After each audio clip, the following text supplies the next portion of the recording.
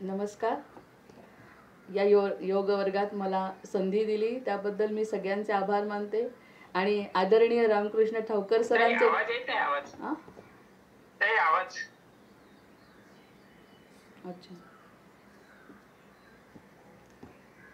या योग वर्गामध्ये बोलण्याची संधी मला दिली याबद्दल मी सगळ्यांचे आभार मानते आणि आपले आदरणीय रामकृष्ण ठाऊकर सरांचे तर मी विशेष आभारी आहे.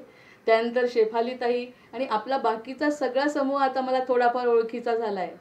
या सगळ्यांचे मी मनापासून आभार मानते आणि मला ही संधी मिळाली ही समर्थांची कृपा समजते. आज द्वादशी असल्यामुळे द्वादशीचा अभंग म्हणण्या सद्गुरूंसाठीच द्वादशीचा अभंग 4 ओळींचा जो आहे तो घ्यायचा आहे. ऐकू येत आहे आता? हां. धन्य प्रताप पायाचा माझ्या सद्गुरू रायाचा, धन्य प्रताप पायाचा माझ्या सद्गुरू रायाचा, काय हो उतराई तुमचे चरणी माझे डोई, काय हो उतराई तुमचे चरणी माझे डोई, माझे मज दाखविले मी पण हिरोनिया नेले, माझे मज दाखविले मी पण हिरोनिया नेले, सद्गुरू पायी लीन झालो तुका म्हणे मी उद्धरलो. आता या ठिकाणी सद्गुरूंची सेवा करणं, सद्गुरूंमुळे काय मिळतं, सद्गुरूंमुळे काय मिळतं आपल्याला विशेष. आतापर्यंत सद्गुरूंचा महिमा ऐकला, गुरूंचा महिमा ऐकला. गुरु आपल्याला खूप काही देतात. आई वडील सुद्धा ऐहिक आपले गुरुच असतात. या जन्मामध्ये आपल्याला ज्यांनी जन्म दिला आहे ते आपले आई वडील सुद्धा आपले गुरु असतात. ते सुद्धा आपल्याला भरभरून देतात. इतकं देतात की त्यांच्यापेक्षाही जास्त आपल्याला काहीतरी मिळो अशी त्यांची इच्छा असते. मग इतके आई वडील जसे देतात तर गुरु जे देतात ते परमकल्याणाचं देतात. आपल्याला जे काही हवं आहे ते सगळं देत आहेत. मग ते देत असताना आपण म्हणतो धन्य प्रताप पायाचा. धन्य, त्यांच्या पायाचा प्रताप धन्य आहे. त्यांचे जे 2 पावलं आहेत ना ते सगुण आणि निर्गुण उपासनेचे द्योतक आहेत. एका पायाला सगुणाची उपासना होते, दुसऱ्या पायाला आपण नमन केलं तर निर्गुणाची उपासना होते. असे ते अनंत कोटी ब्रह्मांड नायक असे आपले सद्गुरू आहेत. मग त्यांच्या पायाचा महिमा मी काय वर्णू. सुरुवातीला फक्त ते सद्गुरूंचं वर्णन करतोय आपण 4 ओळीमध्ये की असे हे सद्गुरू जे माझं परम कल्याण करणारे, कल्याण करणारे आईवडीलच जर आपल्याला आवडतात तर परम कल्याण करणारे सद्गुरू आपल्याला लवकर का आवडत नाहीत. कारण आपल्याला वरती आपली जी बुद्धी आहे त्याच्यावरती मायेचा पडदा पडलेला असतो. पण जर सद्गुरूंची कृपा झाली तर हा पडदा दूर होतो. मग धन्य प्रताप पायाचा, अशा पायांचा प्रताप मला तो धन्य वाटतो. माझ्या सद्गुरू रायाचा. माझं म्हणणं सोपं आहे का. माझ्या सद्गुरू रायांचा, माझे वडील, माझे शिक्षक, माझा मित्र, माझी आई हे जेव्हा आपण म्हणतो तेव्हा तितकीच जबाबदारी आपली असते. हे गृहीत आहे. माझं म्हणतच नाही. बरं, म्हणून नुसतं वाणीनी म्हणून चालणार नाही, तशी कृती करायला पाहिजे ना. म्हणून माझ्या सद्गुरू रायांचा प्रताप धन्य आहे असं मला वाटतं. हा 4 ओळींचा द्वादशी असल्यामुळे हा अभंग अतिशय योग्य आहे. नंतर त्यांनी म्हणलं काय हो उतराई. यांची उतराई होणं माझ्याकडून शक्य नाही आहे.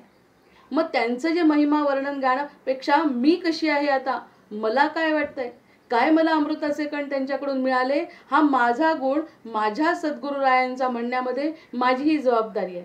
माझी जबाबदारी आता सद्गुरूंची आहे.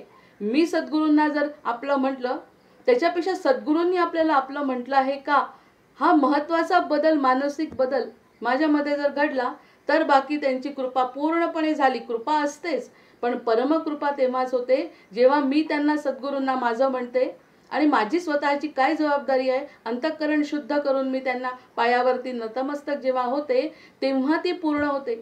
आणि खऱ्या आपल्या आयुष्याचं ध्येयच ते आहे. तुमचे चरणी माझे डोई. तुमच्या चरणांवरती माझं मस्तक आहे. मस्तक म्हणजे बुद्धीचं सगळ्यात मोठं द्योतक आहे. हे मस्तक जर चरणी लीन केलं सद्गुरूंच्या तर सद्गुरू आणि मनापासून ती जबाबदारी जर आपण स्वीकारली तर मग बाकी धन्य प्रताप पायाचा हे मला माहीत जाणवतं आहे. वर्षानुवर्ष युगानुयुग ही गोष्ट सांगत आली आहे की धन्य प्रताप पायाचा. पण जोपर्यंत आपल्याला वाटत नाही तोपर्यंत माझा उद्धार होत नाही ना. माझा उद्धार होण्यासाठी सद्गुरूंचे 2 पाय जे आहेत ना ते पाय मला अतिशय महत्त्वाचे वाटत आहेत. आणि त्यांनी जर मला आशीर्वाद दिला असेल तर तसं वागण्याची जबाबदारी माझी आहे. आता त्याच्यामध्ये 2 उदाहरणं असे देतात की जसा शेळी राखणारा गुराखी असतो ना तसा आपल्याला सद्गुरू किंवा भगवंत राखत नाही. ते आपल्याला सद्बुद्धी देतात. आणि सद्बुद्धी देऊन आपल्या आतमध्येच ते येऊन असतात, ते जागृत होतात आणि आपल्याला असं तसं काही करू देत नाही. म्हणजे अप्रत्यक्षपणे आपल्याला ते आपल्याच कडून, म्हणूनच त्याला आत्मसाक्षात्कार म्हणतात. आपल्याला वाटतं वेगळ्या रूपामध्ये देव येऊन आपल्याला काहीतरी समजवेल किंवा आपली राखण करेल किंवा आपलं स्वतःचं दुःख कमी करेल, असं नसतं. धन्य प्रताप पायाचा म्हणजे त्यांच्या पायाचा प्रताप असा आहे की आमच्या अंतरस्थ परमात्मा जो आहे ना, तो जागृत होतो आणि तो जागृत झाल्यानंतर साक्ष देतो हे योग्य का अयोग्य. मग हा किती मोठा बदल सद्गुरूंच्या पायांमुळे होतो. आणि तो जर बदल झाला तर आपली स्वतःची जबाबदारी वाढवतात. अतिशय मोठी संकल्पना. आपोआप असं काही मिळत नाही. त्यांच्या कृपेने त्यांचे पाय आपल्याला मिळतात. पण पाय मिळाल्यानंतर सुद्धा हमें कुछ उनके लिए करना है, ये बात हमें सिखाना है. उनको सिखाते हैं सद्गुरु. आतापर्यंत फक्त घेणे, आतापर्यंत आपल्याला काय घ्यायचं हे समजत होत आहे, पण सद्गुरु म्हणतात कुछ तो भी देना पडेगा, जो आप दोगे वही आपको मिलेगा. ही अतिशय महत्त्वाची शिकवण सद्गुरु त्या ठिकाणी देतात. मग काय दाखवतंय त्यांनी असं दाखवलंय की माझं जे आहे ते मला दाखवलंय. आत्तापर्यंत जे मला माझं वाटत होतं ते माझं नव्हतं हे मला आता पटलंय. का बरं पटलंय? कारण ते सद्गुरूंनी सांगितलंय. माझ्या बुद्धीने मला ते समजलं नाही, समजू शकत नाही. कारण बुद्धी मायेमध्ये, जसा जन्म होतो आपला त्याच्याप्रमाणे बुद्धी आपली मायेमध्ये जाते. हे माझं ते माझं ते माझं जेव्हा वाटायला लागतं ते खरं माझं नाही हे समजतं. माझे दाखविले. मग माझा जो मीपणा आहे, मेरापण, माझं स्वतःचं अस्तित्व माझ्याकडून हिरावून घेतलं आणि मला असं वेगळं ठेवलं नाही. मला वेगळं, किती सोपी कल्पना नाही आहे ही. मला कोणत्याही प्रकारे वेगळं न ठेवता आपल्यातच करून घेतलं. म्हणजे ते स्वतः माझ्या हृदयामध्ये येऊन बसले आणि साक्षीने बघतायत आता की मी काय वागते, कशी वागते, माझं समाधान मिळतंय का, माझं कल्याण मी करून घेते आहे का, माझ्या सद्गुरूंना काय आवडत नाही ते मी करते आहे का. असे ते सद्गुरू आपले आहेत. इतकं आपल्याला आतापर्यंत सुख असताना, कल्पवृक्ष असताना, आपलं कल्याण करून देणारी व्यक्ती असताना, तत्व असताना, व्यक्ती म्हणत नाही, कोणत्याही रूपामध्ये ते तत्व असतं ते असताना आपण त्याच्याकडे बघत नाही. का बघत नाही? कारण आपल्याला तसं वाटतच नाही. हा मायेचा भ्रम असतो. नंतर सद्गुरू पायी जसा मी लीन झालो, हा द्वादशीचा अतिशय योग्य असा अभंग आहे, 4 ओळींचा. सद्गुरू पायी लीन झालो, तुका म्हणे मी उद्धरलो. तुकाराम महाराज म्हणतायत की मी उद्धरलो. कसा उद्धरलो? कारण मी सद्गुरूंचे पाय धरले. मग तुकाराम महाराज जर उद्धरले तर आपणही आपल्या जीवाचं कल्याण तुकाराम महाराजांसारखंच करून घ्यायला पाहिजे. महाजनो येन गतस्स पंथः. जसे ते लोक गेले, आपण मायेच्या मागे गेलो, कोणाचं कल्याण झालंय? आतापर्यंत श्रीमंत झालो, बुद्धिवान झालो, परदेशात राहिलो, पण त्या लोकांचं कल्याण झालंय का असं आपल्याला कुठेही दिसत नाही. पण महाजन म्हणजे हे जे लोक आहेत, संत आणि सज्जन, सद्गुरू ज्या ठिकाणी गेले त्या ठिकाणी जर मी गेलो तर माझा उद्धार होणार आहे. पण एकच अट आहे त्या ठिकाणी की ती म्हणजे मला माझी जबाबदारी काय आहे ती कळणे. धनगरासारखं आपल्याला पालन करत नाहीत, आपल्या मागे ते येऊन उभे राहत नाहीत, आपले संकट ते निवारण करत नाहीत, पण आलेल्या संकटातून कसं निभावून न्यायचंय ही बुद्धी आपल्याला देतात. म्हणजे सद्बुद्धीच्या रूपाने सद्गुरू आपल्या हृदयामध्ये वस्ती करतात. आता जेव्हा सुख येतं, हा झाला 4 ओळींचा अभंग. त्या ठिकाणी म्हटलंय धन्य प्रताप पायाचा माझ्या सद्गुरुरायांचा, असे माझे सद्गुरू माझ्या हृदयामध्ये वस्ती करो. आता सुख जेव्हा येतं तेव्हा आपण त्यांचा इतका विचार करत नाही कशाचाच. म्हणून कुंती म्हणते दुःख चांगलं आहे. आतापर्यंत आपल्याला दुःख किती वाईट वाटत होतं की दुःख आलं म्हणजेच आपल्याला त्रास होतो, मनाला त्रास होतो. मनाला त्रास खरा त्रास आहे का? जर माझं मनच सद्गुरूंना समर्पित केलं, जर माझं मनच त्यांच्या पायावरती टाकलं तर मग मला त्रास होईलच कसा? कारण माझा मनावरचा जो नियंत्रण आहे करणारा तो सद्गुरू आहे. माझ्या प्रारब्धाने जे काही घडणार आहे ते घडणार आहे. माझ्या प्रारब्धाने जे काही घडणार आहे ते घडणार आहे. मग त्याच्यासाठी हिंदी लोक असल्यामुळे कर्मगती टारे नाही टरी, कर्मगती टारे नाही टरी, मुनि वशिष्ठ से पंडित ज्ञानी, मुनि वशिष्ठ से पंडित ज्ञानी, सिद्ध के लगन धरी, कर्मगती टारे नाही टरी, कर्मगती टारे नाही टरी. आपल्या कर्माची गती टाळून टाळता येत नाही. जे जे काही कर्माच्या मध्ये प्रारब्धामुळे आपल्याला घडणार आहे ते घडणार आहे. उदाहरण पहा कसं दिलं. सीता हरण मरण दशरथ को, सीता हरण मरण दशरथ को, बन में विपत्ति परी, कर्म गती तारे नाही तरी. आता या उदाहरणांवरून आपल्याला लक्षात यायला पाहिजे, भगवंतांचे वडील आहेत दशरथ, तरी सुद्धा त्यांना त्यांची कर्माची गती जी आहे टाळता आली नाही. मग असं असताना कर्मावरती आपण किती विश्वास ठेवायचा, आपल्या मनावरती आपण किती विश्वास ठेवायचा, हे आपण स्वतः ठरवायला पाहिजे. आणि हे ठरवणारे सद्गुरू असतात. सद्गुरू म्हणजे काय हे तत्व ऐकण्यापेक्षा सद्गुरूंसाठी मला आता काय करायचं आहे, ही महत्वाचा बदल माझ्या जीवनामध्ये आता घडणार आहे. नंतर पांडव जिनके आप सारथी, पांडव जिनके आप सारथी, तीन पर विपत्ति परी, कर्म गती तारे नाही टरी.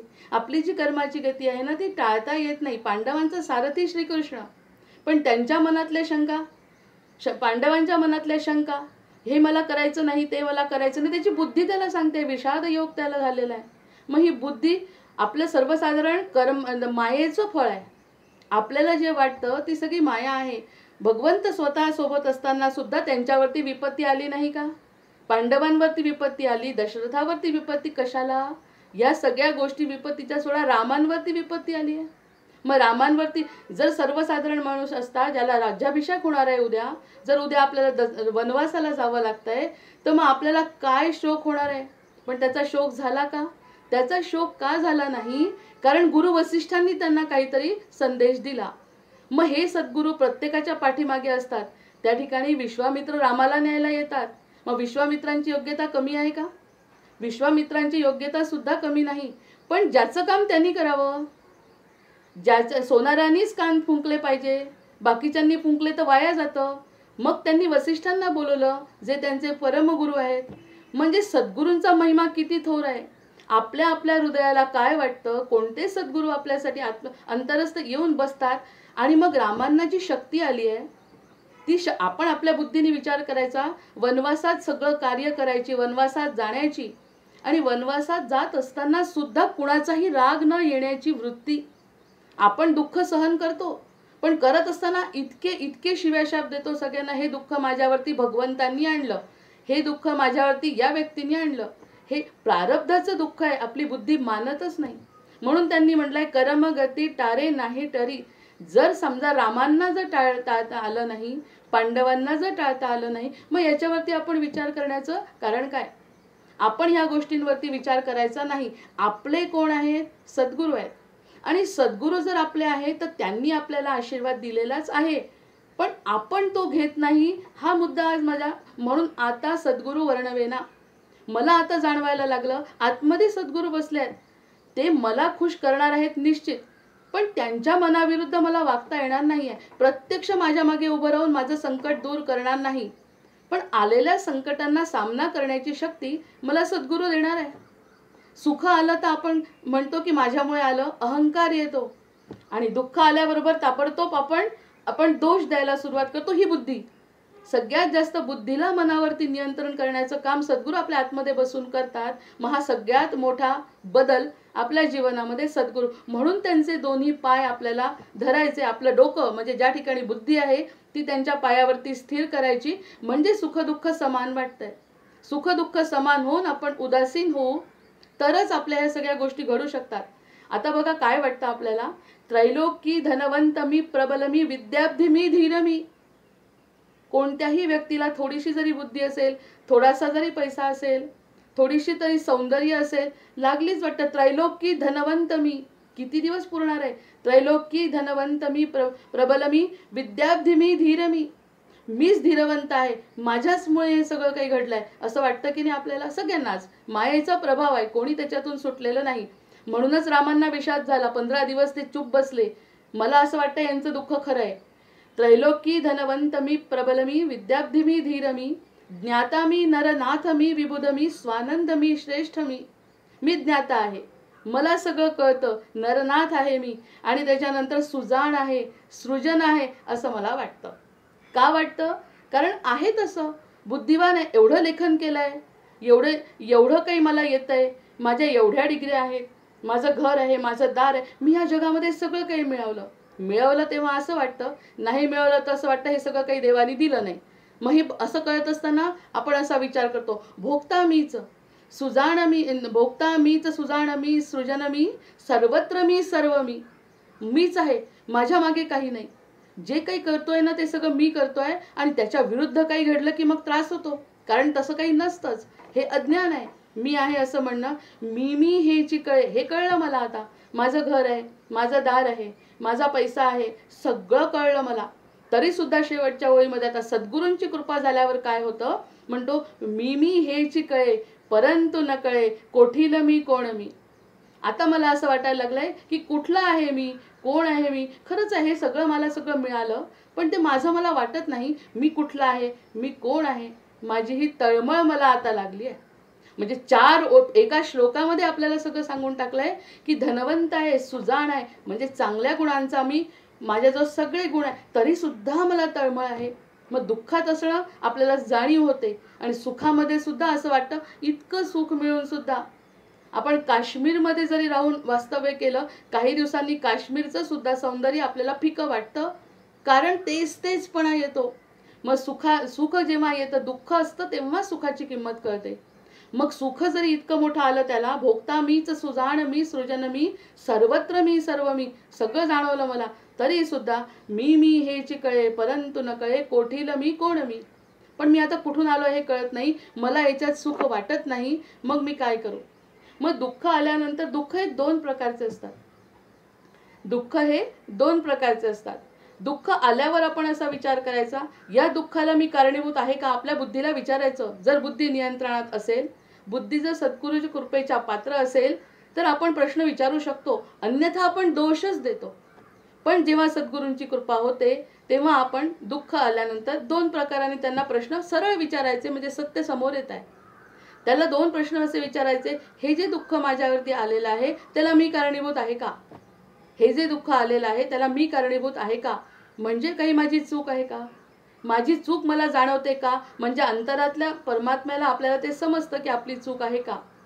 मग चूक आहे असं जाणवलं तर लागलीच त्याची क्षमा मागायची किंवा पश्चात्तापाने आपण त्याचं फळ भोगायचं, की आपली चूक आहे. मग चूक आहे तर फळ मिळणारच आहे ना. हा पहिला प्रकार. दुःख आल्यानंतर दोष देण्यापेक्षा सद्गुरूंच्या कृपेने आपण असं म्हणायचंय की हे दुःखाला मी कारणीभूत आहे का. पहिला प्रश्न विचारला, एकदम इजी क्वेश्चन है ये, कि पूछना है अपने खुद को, इस दुख को मैं कारण हूँ क्या. अगर उत्तर हाँ है तो आपल्याला ते सहन करावं लागणार आहे. जर आहे हे दिसतंय स्पष्ट तर सहन का नाही करायचं, करावं लागणार आहे. असा सद्गुरू आपल्याला आतून उत्तर देतात. आणि या दुःखाला मी कारण नाही. मला खूप खूप खूप आठवलं तरी सुद्धा मला आठवतच नाहीये की हे जे दुःख आलंय त्याला मी कारणीभूत नाही. उदाहरणार्थ, जन्माला आलेल्या मुलाला अपंगत्व येतं, त्याला बुद्धी नसते, कोणी गरीब असतं, याच्यात त्याचा काय दोष आहे. म्हणजे त्याच्या आईवडिलांनी किंवा त्यांनी असा विचार करायचा की या दुःखाला मी कारणीभूत आता दिसतंय मला डोळ्यांनी. मग त्या बुद्धीला सांगायचं याला कारण नाही ना. मग ती आपल्याला शरणागती पत्करायचे की ज्याला कारण नाही ते सद्गुरू किंवा मोठी शक्ती बघून घेतील ना. म्हणजे कारण असेल तर सहन करायचं आणि नसेल तर शरण जायचं. या दोन्ही अवस्था आपल्या स्वतःला करायच्या आहे. आणि का करायच्या आहे, कारण आपण सद्गुरूंना आपलं मानलंय, नाही तर आपल्याजवळ दुसरा पर्याय नाही. रडत रडत जगण्यापेक्षा आलेल्या दुःखाकडे आनंदाची संधी म्हणून जर बघितलं तर सद्गुरू आपल्या वेगळ्या प्रकारची कृपा करतात. अशी कितीतरी उदाहरणं आहेत. तुकाराम महाराजांचं घर पूर्णपणे जळून गेलं, त्यांच्या समोर जळत होतं, तरी ते म्हणतात ही भगवंताची कृपा आहे, भगवंताची लीला आहे. कृपा नाही म्हणता येणार, पण लीला आहे. मग लीला म्हटल्यावर ते स्थिर राहिले आणि त्यांचं आयुष्य कसा की या सगळ्या दुःखामध्ये सुद्धा ते स्थिर राहिले. ज्ञानेश्वरांचं आयुष्य सुद्धा तेच, रामाने सुद्धा वनवास भोगला हे त्याच्यासाठी आणि आपल्या कल्याणाचंच झालं.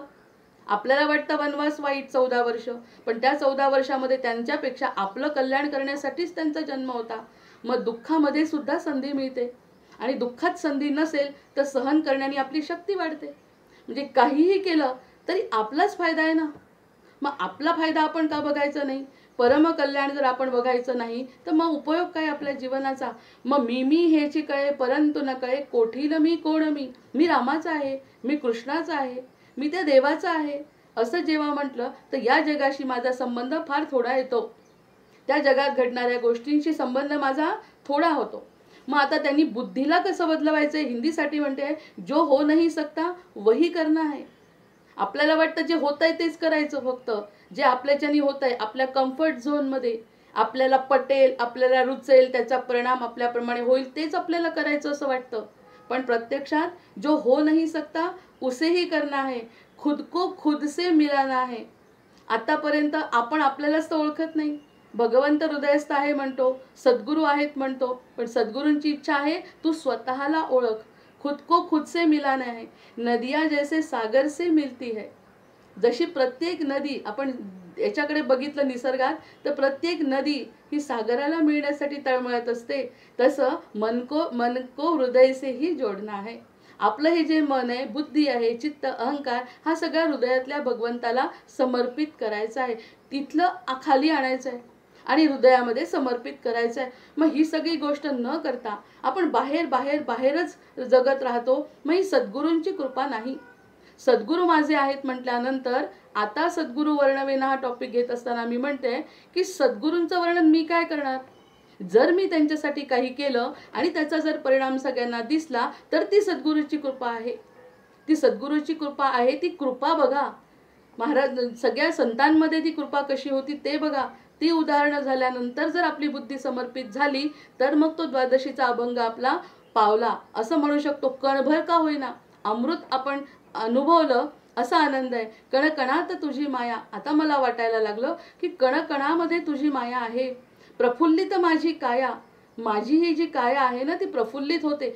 आपण सदा उदासीन, सदा दुःखी, कोणतंही संकट आलं की दुःखी असं जर झालं तर ती प्रभूची माया नाही. वनवास आठवायचा, पांडवांचे आपले हे 19 दिवसाचं युद्ध आठवायचं, किती लोक मेले. प्रत्यक्ष भगवंत सोबत असताना सुद्धा या गोष्टी घडलेल्या आहेत. संतांच्या जीवनात किती त्रास झाले ज्ञानेश्वरांना, तरी ते का अमरत्व प्राप्त केलंय त्यांनी. कारण हे की प्रफुल्लित आहे त्यांची काया. ही काया सोडायची असून सुद्धा त्यांना त्या कायाचं महत्त्व समजत वाटतच नाही, कारण ती आपल्याला सोडायची आहे. मागणे खुंटले माझे. आता मला माझं काही मागणं असं मागायचं नाही. हे मला सद्गुरू वर्णन करताना 2 ओळी जरी लिहिता आल्या तरी हे माझ्या जीवनाचं सार्थक आहे. कारण सद्गुरूंची कृपा असतेच, आपण ती मानत नाही. अमृताची बरसात गुरुराया. आता या ठिकाणी कणकणात तुझी माया दिसणं म्हणजे अमृताची बरसात माझ्यावरती झाली. मग या कायेला, या माझ्या डोळ्यांना काय वाईट दिसणार आहे. माझ्या हृदयामध्ये भगवंत साक्षीभावाने जर बघत असेल तर मग ही साक्षीभाव आल्यानंतर मला काहीच वाईट दिसत नाही. ही बुद्धी त्याची आहे हे माझ्या हृदयातल्या परमात्म्याने मला पटवलं, माझ्या बुद्धीला पटवलं.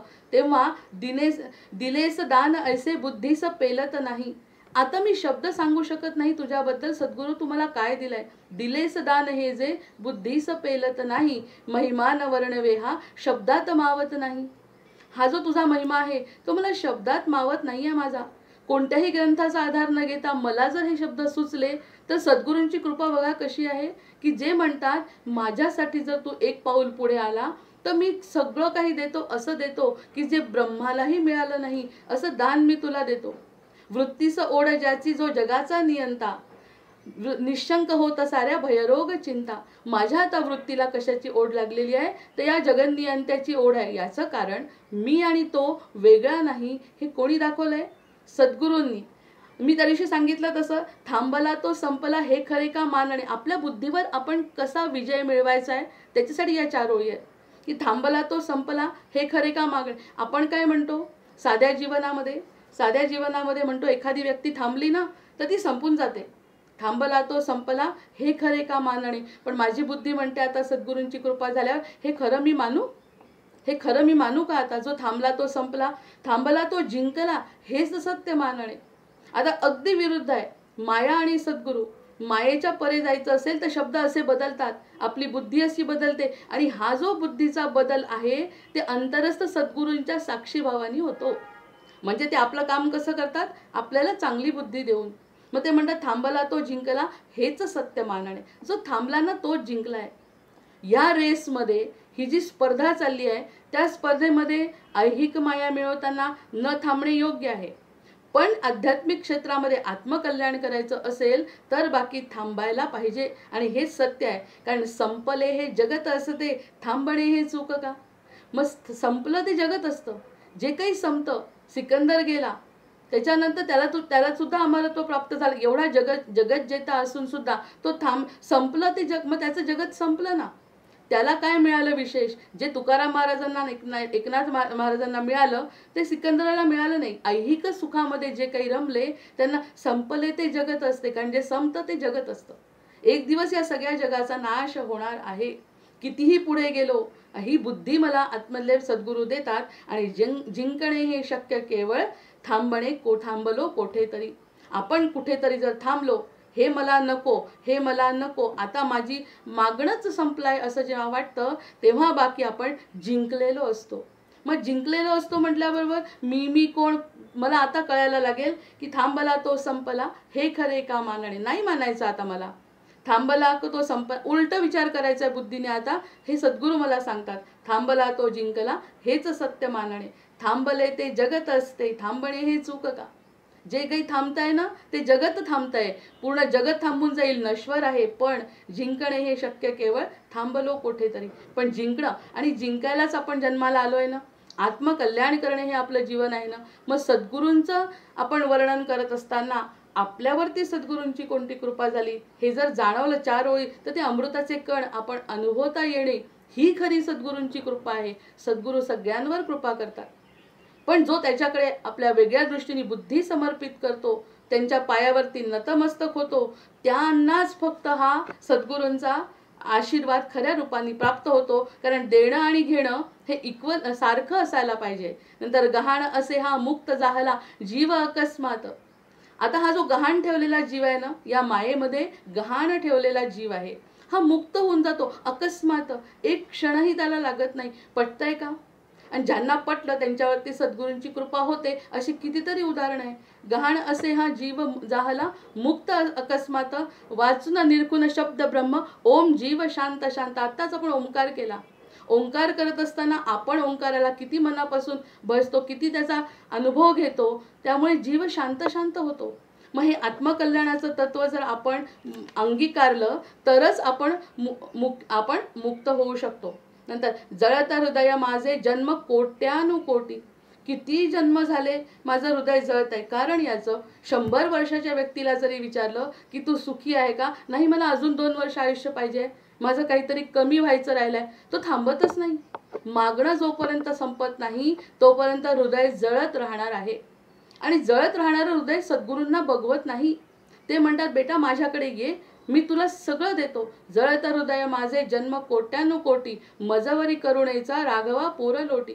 आता माझे शब्द संपल्यानंतर समर्थांचे शब्द किती शक्तिशाली असतात बघा. मजवरी करुणेचा राघवा पूर लोटी. तू करुणेचा सागर आहे. करुणेचा सागर असल्यामुळे तू माझ्यावरती तुझी करुणा कर आणि तुझ्या करुणेनीच मी आता मी मुक्त होऊ शकतो. तळमळ निववीरे राम कारुण्य सिंधू. माझ्या मनाची ही जी तळमळ आहे ना ती तू दूर कर. षड्रिपू कुळ माझे तोडी याचा संबंधू. ह्या मायेमध्ये जन्माला आल्यापासून षड्रिपूंच्या कुळात मी राहतो. या कुळामध्ये कोणते हे षड्रिपू 6 प्रकारचे जे माझे शत्रू आहेत ना, ते शत्रू मला मित्र वाटतात अशी बुद्धी माझ्या डोक्यात आहे. ही जी बुद्धी आहे ना ती सगळे शत्रू माझे मित्र वाटतात आहे. अशा या कुळातूनच माझी मुक्ती कर. या कुळातून माझी मुक्ती कर आणि मला असं कर की माझं हृदय नेहमीसाठी शांत करावं. नंतर कारण काय झालं माझं असं, हे असं होण्याचं कारण काय आहे की भजन रहित रामा सर्वही जन्म गेला. माझा पूर्ण तुझा भजन करणे याच्यात मी वेळ घालवलाच नाही. माझा वेळ अगदी सगळ्या वेगळ्या ठिकाणी मी घालवला. मग आता म्हणतोय आपण जंगल जंगल ढूंढ रहा है मृग अपनी कस्तुरी को. आता जंगलातलं उदाहरण बघितलं की तो जो मृग आहे इतका फिरतो दूर, किती सुगंध येतो आहे, सगळीकडे सुगंध शोधत फिरतो, पण त्याला तो सुगंध सापडत नाही, दिसत नाही. कारण कितना मुश्किल है तय करना खुद के खुद सी दूरी को. आपल्यामधलीच दूरी आपल्याला दूर करता येत नाही. जसा कस्तुरी मृग त्याची कस्तुरी शोधत शोधत शोधत जंगलामध्ये फिरतो, तसे जन्मानुजन्म आपण या सगळ्या या 84 लक्ष योनीच्या मध्ये फिरतो आहे, पण आपला आनंद कुठे आहे हे आपल्याला कळत नाही. म्हणून त्यांनी मनाला विचार करून म्हटलंय की ह्या सगळ्या गोष्टी करत असताना मला तुझी कृपा असली तरच मला हे सगळं कळणार आहे, अन्यथा मला हे काहीही कळणार नाही. जीवाशिवाचे मिलन व्हावे हीच ही मनीषा. माझी मनीषा काय असायला पाहिजे? आता माझी अशी मनीषा असायला पाहिजे की माझा हा जो जीव आहे तो शिवामध्ये जायला पाहिजे. हे वेगवेगळे उपाय का बरं, वेगवेगळे शब्द का बरं? कारण सद्गुरू काय करतात? सद्गुरू आपल्याला जीवाचं शिवाशी मिलन करून देतात. म्हणजे तू आणि मी वेगळा नाही. अहम ब्रह्मास्मी म्हणत असताना आहे ही गोष्ट सत्य आहे. कोणत्याही क्षणी कोणताही जीव मुक्त होऊ शकतो.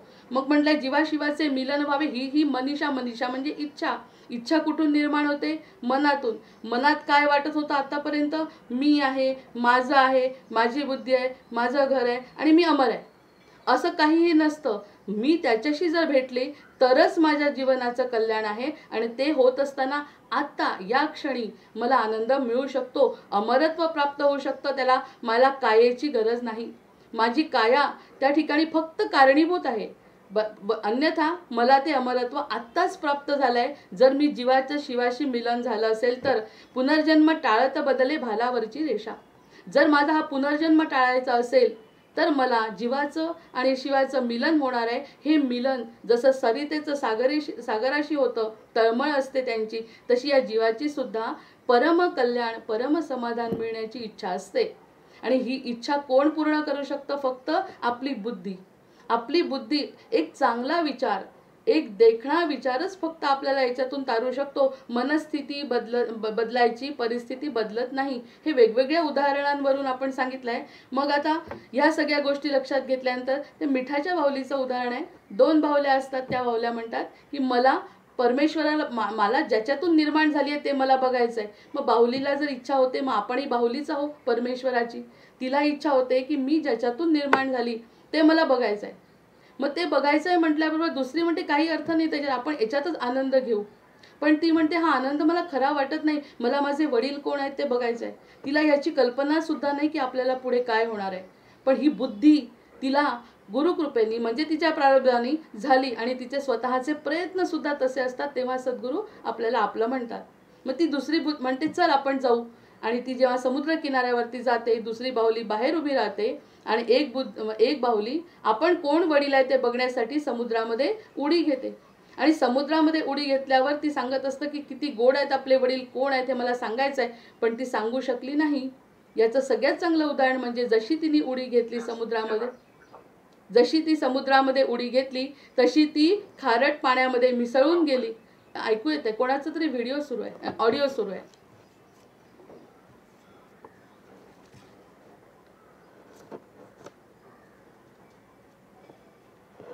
कोणाचा तरी व्हिडिओ ऑडिओ सुरू आहे, आवाज येतोय काहीतरी.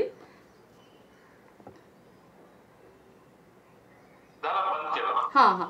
तर याच्याप्रमाणे जर ज्याची कुणाची इच्छा असेल त्यालाच फक्त ते शक्य आहे. सूर्याचा प्रकाश जसा सगळीकडे असतो पण आपण खिडकी बंद केली तर आपल्यापर्यंत तो सूर्याचा प्रकाश पोहोचत नाही. म्हणजे सद्गुरूंचं वर्णन करण्यापेक्षा आपल्याला सद्गुरू कसे वाटले आणि आपण त्याच्याप्रमाणे वागतो का असं जर म्हटलं तरच ते आपल्याला फलद्रूप होणार आहे. म्हणजे कलियुगाचा हा महिमा आहे की ज्या ठिकाणी स्वतः काही केलं तर सद्गुरू 10 पट आपल्याला देतात. आतापर्यंत आपोआप पूर्व प्रारब्धांनी ज्या गोष्टी मिळतात त्या मिळतात, पण आपण स्वतः काही पेराल तेच उगवेल. जे आपण पेरू तेच उगवणार आहे. आता मी त्याच्यावरती आणखी म्हणते स्वार्थी नसावे हे खरे का नाही. आपण म्हणतो स्वार्थी असणं खूप वाईट आहे. प्रत्येक वेळी बुद्धीवर आघात आहे. प्रत्येक वेळी आपल्या बुद्धीवर आघात करायचा आहे. आपण स्वार्थी असणं, आपल्याला म्हणलं ही बाई स्वार्थी आहे, ही व्यक्ती स्वार्थी आहे, ही आपलं म्हणते, ही मी म्हणते, असं जेव्हा आपण म्हणतो हे या ऐहिक जगात ठीक आहे. बघा किती छान उदाहरण आहे. ऐहिक जगामध्ये स्वार्थी असणं चूक आहे. मी स्वार्थी आहे. मग गीतेमध्ये भगवंत मी करतात ते चूक आहे का त्यांचं? ते पुढचा भाग आहे. पण मी स्वार्थी असणं निस्वार्थी जेव्हा होतो तेव्हा स्वार्थीपणाला किंमत होते. त्यांनी म्हणलं स्वार्थी नसावे हे खरे का नाही. भगवंत स्वार्थी नाही हे खरे आहे का? मुळात आपल्याला जन्म देणारा भगवंतच तर स्वार्थी आहे.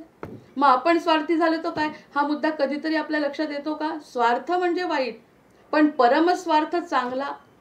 परमस्वार्थ जो आहे तो खरा चांगला आहे, आत्मकल्याणाचा आहे, बुद्धीच्या परे आहे. मग कसा मी सद्गुरूंचं वर्णन करू? मी स्वार्थी आहे हे वाईट आहे ना, मग हा जगासाठी स्वार्थीपणा करते तो वाईट आहे. पण माझं जे स्वार्थ आहे, मला काय पाहिजे, माझा भगवंत कोणता आहे हे मला ओळखून घ्यायचं आहे, माझा परमकल्याण जर करायचं असेल तर तो स्वार्थ वाईट नाही. तो कसा स्वार्थी नसावे हे खरे का नाही? भगवंत स्वार्थी नाही हे खरे का आहे? मामेकम शरणम ब्रज हीच ती अपेक्षा. त्याची अपेक्षा आपल्याकडून आहे की मलाच शरण ये. हा स्वार्थ नाही का मोठा? हा कधीतरी आपण विचार केला का बुद्धीनी? ही बुद्धी जर विचार करत असेल तर ती सद्गुरु कृपा आहे. कालच आपलं सरांशी बोलणं झालं. ठावकर सर मला म्हणाले की मला स्वार्थ असं वाटतं लोकांना की मी माझी पत्रकं वाटले, मी माझ्या क्लासची जर ॲडव्हर्टाईज केली तर ते स्वार्थी वाटतं ऐहिक जगामध्ये. का नाही वाटणार? लोकांची मती जशी असेल, जसा मनी भाव तसा देव, त्यांना वाटेल. पण आपल्या मनात माहिती आहे ना सद्गुरूंच्या बद्दल काय आहे, आपण कोणासाठी काय करतो हे माहिती नाही का? मग आपले जे भगवंत आहेत ते स्वतः काय कमी स्वार्थी आहेत का? जसे जनाबाई आपल्या भगवंताशी बोलत होत्या तसा कोणताही भक्त भगवंताशी बोलू शकतो, अरे भगवंता तूच तर स्वार्थी आहे. मग तू स्वार्थी आहे असं म्हटल्याबरोबर मी स्वार्थी होणं आवश्यक नाही का? जसा भगवंत तशी मी. मग मामेकम शरणम ब्रज हीच ती अपेक्षा. त्याची अपेक्षा आहे मलाच शरण ये म्हणतो. इतक्या प्रकारचे देव आपल्याला दिसतात. इंद्राचं सुख दिसतं, इंद्रामध्ये नर्तकी दिसतात नर्तन करत असताना. सर्व प्रकारची सुख इंद्राच्या दरबारात आहे, तरी तो म्हणतो स्वर्ग सुख खरं नाही. इंद्राची आपण जर पूजा केली तर तो म्हणतो इंद्राची पूजा करू नका, गोवर्धन केला, गोवर्धनाची पूजा करायला लावली आणि सांगितलं की ते इंद्र खरा नाही. मग स्वार्थी कोण आहे? भगवंत स्वार्थी आहे असं म्हटलं तर आहेतच, स्वार्थी आहेतच. कारण त्यांची इच्छा आपल्या कल्याणाची आहे. त्यांची जी इच्छा आहे ती आपल्या कल्याणाच्यासाठी आहे, त्यांची स्वतःसाठी इच्छा नाही. मग असा स्वार्थ सुद्धा उत्तम आहे. आपला स्वार्थ करणे, स्वधर्म करणे हे अपेक्षित आहे. आपला स्वार्थ करून लोकांचं आपण अकल्याण करणार नाही आहे. म्हणजे कृष्णाने आपल्याकडे ओढल्यानंतर तो अकल्याण आपलं करणार नाही याची शाश्वती आहे. ते खरं सुख आहे. मामेकम शरणम ब्रज हीच ती अपेक्षा. मग आपण स्वार्थी म्हटलं तर काय हरकत आहे भगवंताला? अगर खुद को ही देखता है भगवंत, बोलता है मेरे ही तरफ आओ, खाली मुझे ही देखो, कौन सा भी भगवान ज़्यादा महत्वपूर्ण है नहीं, ऐसा बोलने वाला भगवान है. उसको हम स्वार्थी नहीं कहेंगे क्या? वो स्वार्थी ही है. क्यों स्वार्थ खराब है? स्वार्थ भी अच्छा है, क्योंकि वो अपने कल्याण के लिए कुछ करता है. मग त्यांचाच तर पुत्र मी आहे, मग मी स्वार्थी का नसावं? पण जगातलं स्वार्थी पण अपेक्षित नाही. जर आता क्लास चालवत असताना आपण वेगळा विचार केला आणि स्वार्थ केला तर तो भगवंताला मान्य नाही, कारण तो आपल्या हृदयात बसलेला आहे. त्यांनी आपल्याला सद्बुद्धी दिलेली आहे. आणि जर असं असेल तर मी चूक करू शकत नाही. मग मी स्वार्थी असणं काय वाईट आहे? मी स्वार्थी असायला पाहिजे, कारण स्वार्थी भगवंताचा मी अंश आहे. मामेकम शरणम ब्रज हीच ती अपेक्षा. पण केव्हा? सामान्य विचारांच्या मग उंचावतील कक्षा. सामान्य विचारांच्या वर जाऊन मी काहीतरी विचार करणार आहे. सामान्य विचारांच्या वर जाऊन जेव्हा मी विचार करीन तेव्हा तो स्वार्थ चांगला असतो. स्वार्थ असणं चांगलं आहे. किती महत्त्वाचा बदल माझ्या बुद्धीमध्ये मी केला. धार्मिक झाल्यानंतर किंवा धार्मिक विचार केल्यानंतर, सकारात्मक विचार केल्यानंतर तसं जगामध्ये कोणीच वाईट नाही. वाईट दिसलं तरी वाईट नाही. भरला घनदाट हरी दिसे असं जेव्हा वाटतं आहे ना, घरी वाईट घडतंय जगामध्ये, माझं सुद्धा वाईट होत आहे. काही माझ्या पूर्व प्रारब्धानी माझ्याही जीवनात वाईट घटना घडतात. पण ह्या सगळ्या प्रभूची लीला आहे आणि मी प्रभूचा अंश आहे. मला प्रभूंनी ओढून घेतलं आहे स्वतःकडे. हे कोणी सांगितलं मला? सद्गुरूंनी सांगितलं मला. माझ्या सद्गुरूंच्या पायावरती डोकं मी ठेवलंय. मग अशा सद्गुरूंचा जर आशीर्वाद मला मिळवायचा असेल तर त्यांनी जे काही दिलंय, जे काही दाखवलंय ते सगळं माझ्या स्वार्थाप्रमाणे मला आवडायला पाहिजे. हा माझा खरा स्वार्थ असला पाहिजे. कारण भगवंताचा स्वार्थ आहे फक्त माझ्याकडे बघ असं कोणी म्हटलं आपल्याला ऐहिक जगामध्ये, आपण त्याला वाईट ठरवतो कारण तो स्वार्थ असतो. त्याला आपल्याकडून अपेक्षा असते काहीतरी. मग ही निरपेक्ष भावनेनी आपल्या कल्याणासाठी भगवंताची आर्त प्रार्थना आहे. गीतेतली एवढा जरी श्लोक आपल्याला समजला तरी सद्गुरु कृपा झाली म्हणायचं. एक तरी ओवी अनुभवावी. एक म्हणजे कोणती? माझं सुख आहे, मी खरी आहे हे अनुभवायचं, का मी भगवंताची आहे हे अनुभवायचं. एकच अनुभवायची आहे, एक क्षणामध्ये अमर व्हायचं आहे. ही जर गोष्ट आपल्याला समोर सद्गुरू दाखवतात, मग त्यांच्या पायाची गोष्ट मी काय सांगू तुम्हाला, काय सद्गुरू वर्णन करू मी. माझ्या बुद्धीतच पालट केला, विवेके क्रिया पालटावी. माझी पूर्ण क्रिया, मी स्वार्थी झाली आता, निस्वार्थी नाही, स्वार्थी. स्वार्थी कशी की भगवंत माझे आहे तर मी भगवंताची आहे, हा स्वार्थ आहे माझा आता. मामेकम शरणम ब्रज म्हणतात ना, तर मी गेले त्यांना शरण.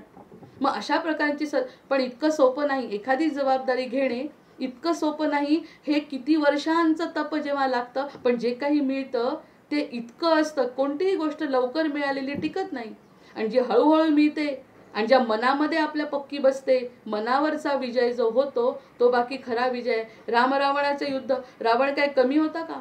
रावण सर्वगुण संपन्न होता, अतिशय उच्च दर्जाचा ब्राह्मण होता, पण बुद्धी नव्हती ना स्थिर त्याची. मग बुद्धी धर्म ज्याच्या पाठीशी नाही त्या पाठीशी भगवंत नाही, तरीही भगवंतांनी त्याला गती दिलेली आहे. भगवंत इतके कृपाळू आहेत, त्याला सुद्धा गती दिली, फक्त वेगळ्या पद्धतीने, त्याला मारून आणि आपल्याला जवळ करून. भक्ताला जवळ करून आणि त्याला मारून. मारून म्हणजे आपल्यातले अवगुण षड्रिपूंनी भरलेला आपला हा जो देह आहे त्याला मारणं आणि आपल्याला बाहेर काढणं, ही सद्गुरूंची कृपा आहे की जी आपल्याला भगवंत करत असतो. आपण त्याच्याकडे जायला पाहिजे.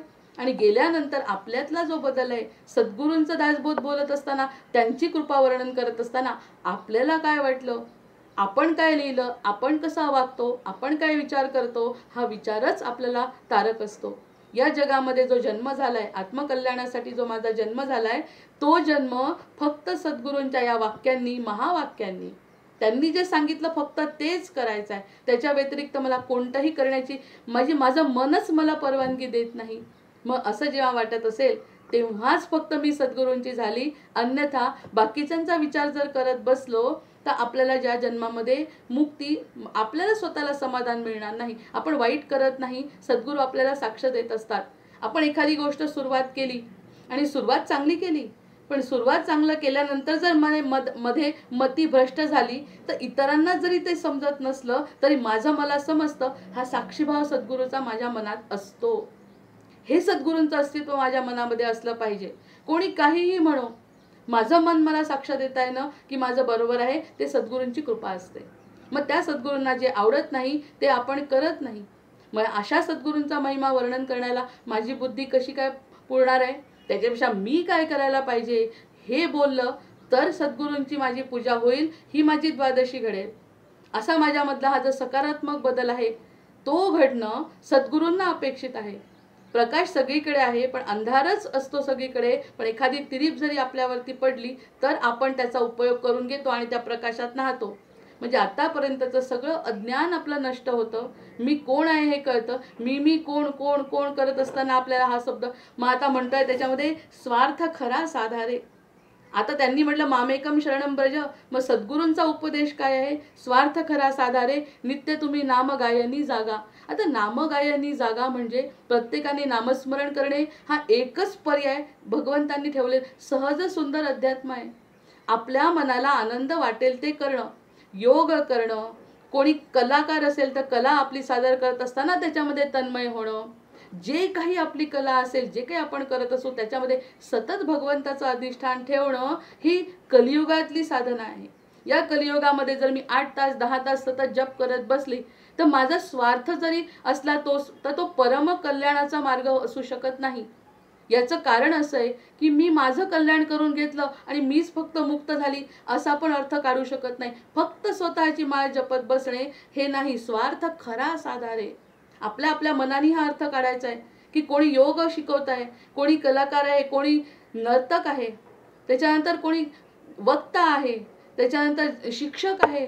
आपलं आपलं कर्तव्य ज्या क्षणी आपल्याला माहिती झालं की सद्गुरू आपल्या हृदयामध्ये वस्ती करून बसले त्या क्षणी आपलं वागणं बदललं पाहिजे.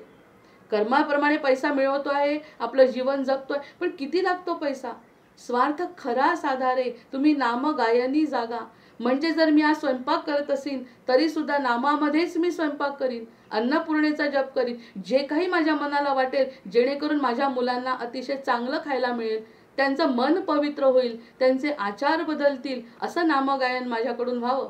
स्वार्थ खरा साधारे, नित्य तुम्ही नामगायनी जागा. हाची सुबोध गुरूंचा मी पण जाळून या जगी वागा. मी हे करते आहे, माझ्या मुलांना सांभाळते, मी शिकवते आहे, मी बोलते आहे, हे काहीही न वाटता मी जे करते आहे ते सद्गुरूंच्या आश्रयाने करते आहे. आज झाल्यानंतर सुद्धा पुन्हा आत्मपरीक्षण करायचं आहे की माझं हे बरोबर होतं का, माझी सेवा तुम्ही रुजू करून घेतली का, नसेल घेतली, काय चुका झाल्या, पुन्हा मला ते सुधारणा कराय, याच्याशी इतर कोणाचाही संबंध नसावा. या सगळ्या गोष्टींच्या आत्मपरीक्षणाशी इतर कुणाचाही संबंध नसावा. अशा पद्धतीने जर आत्मपरीक्षण झालं, सद्गुरू साक्ष देतात आणि जे ते देतात ना, जर माझं चुकलं असेल तर मी माझ्यामध्ये बदल करते आणि नसेल चुकलं तर आनंदी समाधानी राहते. दुसऱ्यांच्या बक्षिसाची अपेक्षा जेव्हा राहत नाही, आत्मसमाधानामध्ये जर माणूस जगला तर तो खरा स्वार्थ आहे ना. मग याच्यातल्या माझ्या अमृतकणातल्या काही ओळी का घेतल्या, कारण सद्गुरूंनी मला काय दिलं हे सांगण्यासाठी या अमृतकणातल्या चिंतनिकांवर मी थोडं चिंतन केलं आज. कारण सद्गुरू वर्णन करण्यासाठी आपल्याला वर्षसुद्धा कमी पडेल. सद्गुरूंवर जर बोलायचं असेल, पण सद्गुरूंवर सतत बोलून सगळ्यांनी ऐकून आपले स्वतःचे अनुभव जर कळले तरच सद्गुरूची कृपा आपल्यातून प्रतिबिंबित होऊ शकते, असं माझं म्हणणं आहे. आपल्याला दोनच दिवस असल्यामुळे मी माझे अमृतकण आपल्यासमोर उघडे केले की ज्या ठिकाणी मी स्वतः चिंतनिका ज्या लिहिल्या त्या माझ्या सद्गुरूंच्या कृपेने माझ्यामध्ये निर्माण झाल्या. मग त्यांनी म्हटलं राज्याधिकार येवो.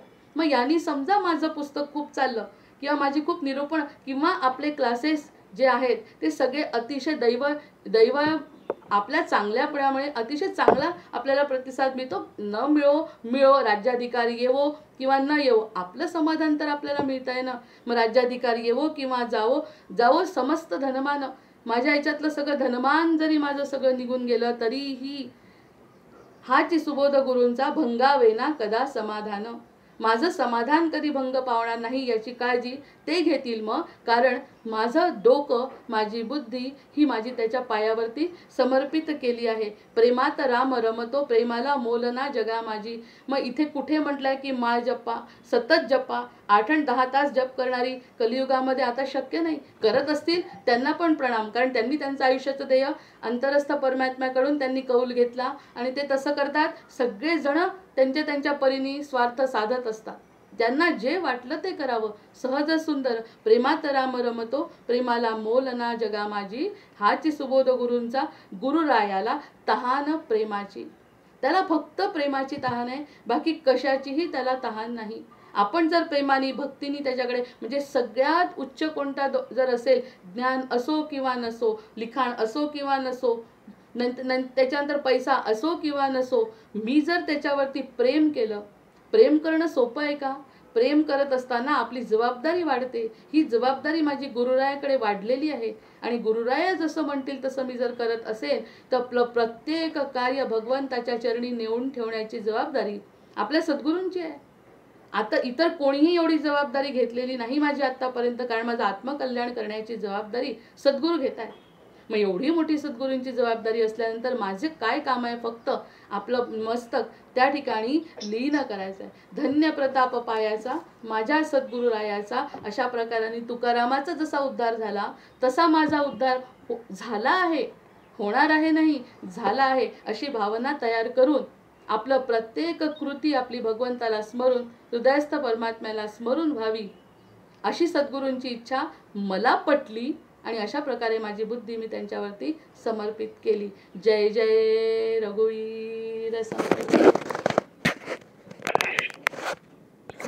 काही शांतीपाठ घ्या, शांतीपाठ. हां.